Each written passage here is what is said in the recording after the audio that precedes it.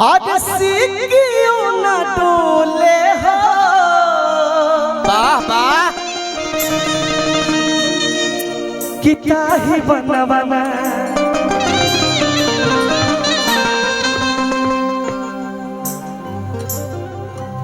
गांव तो पूरा कलाकार के हाँ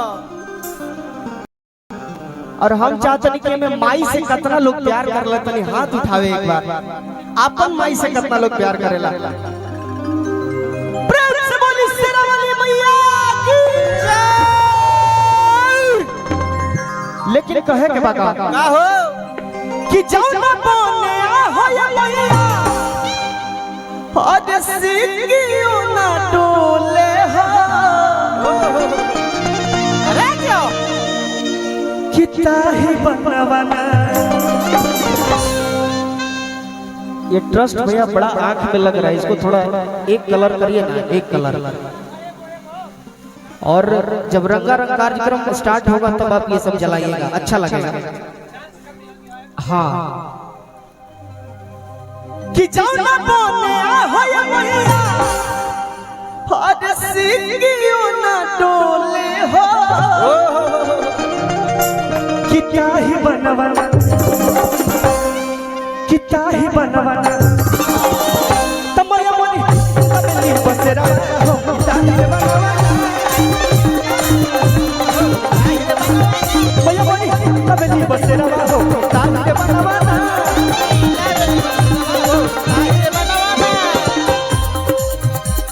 जाओ ना बोले हो ये मैया ए माई हो ए माई हो।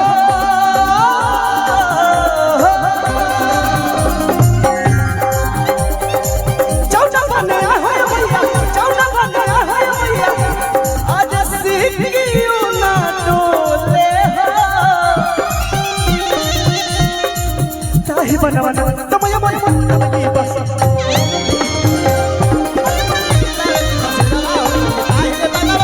मया मोनी तमली बसेरा हो किता ही बनवाना। अरे जिया मीठा मीठा ताली बजा भैया।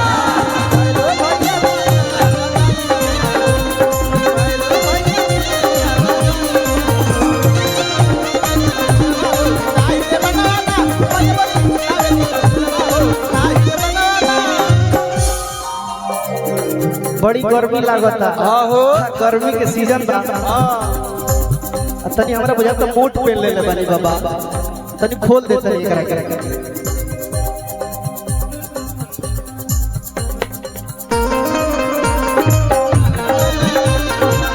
तनी मीठा मीठा ताली बजा।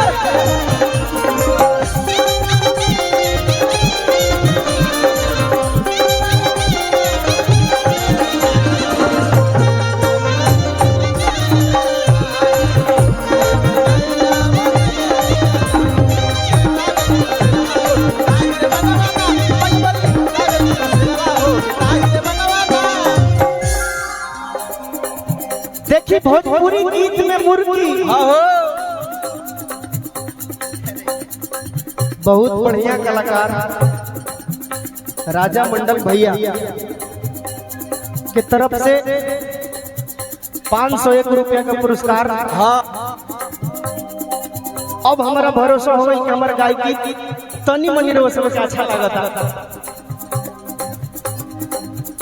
तनी मीठा मीठा ताली कहल बा कि भोजपुरी गीत में मुर्गी हाँ हो और कपार में चुरगी हाँ और पुरान घर में भुड़की के बड़ा महत्व होला। ए ब्यास हाँ अब प्याज सोहे खातिर छोट के भी बड़ी महत्व हो के लगो एक नंबर हो।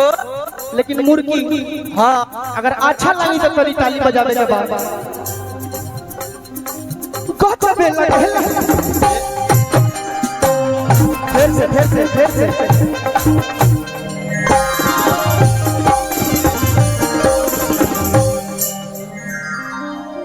लड़का कहता का हो तो कह जबे लड़का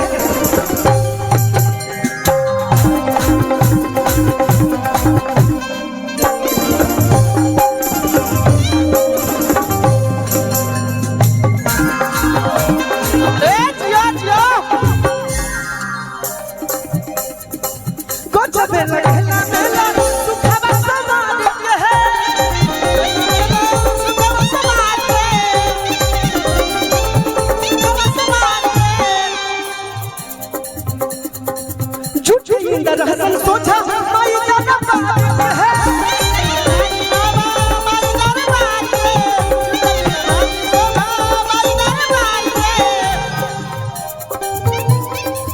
आज खुलते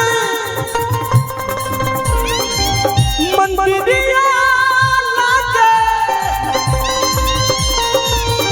ए माई हो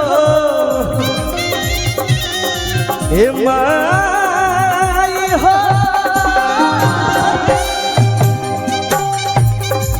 खुलते मंदिरिया लागे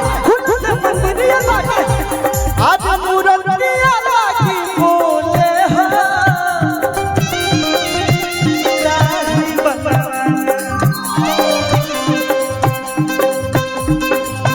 ताही बनवाना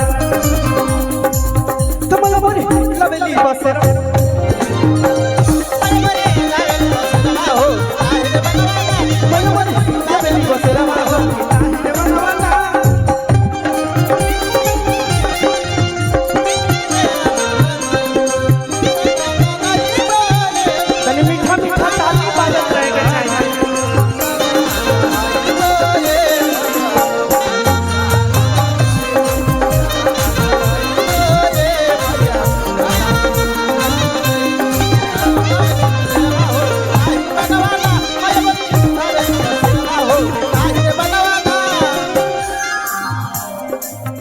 लास्ट में कहे के बाद हेलो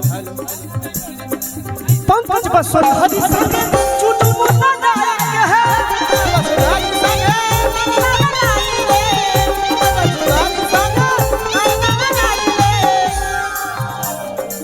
भगवती में झूमत खनी फफड़ी बजाए है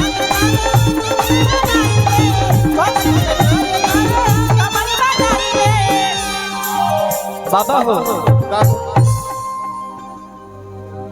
एमे कितना लोग के लागत कि गोलुआ मेहनत करत तनी हाथ उठावे तो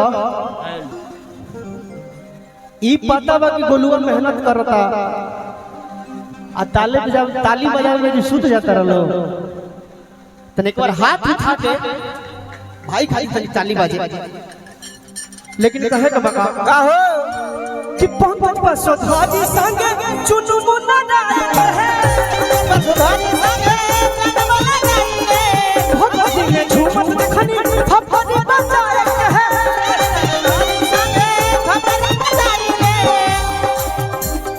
आज भजन कोलू के सबके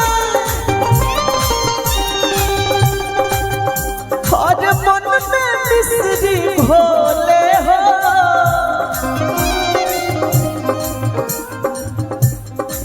भजन गोलू के सबके आज मन में मिश्री भोले हो जय हो कितना ही बनवाना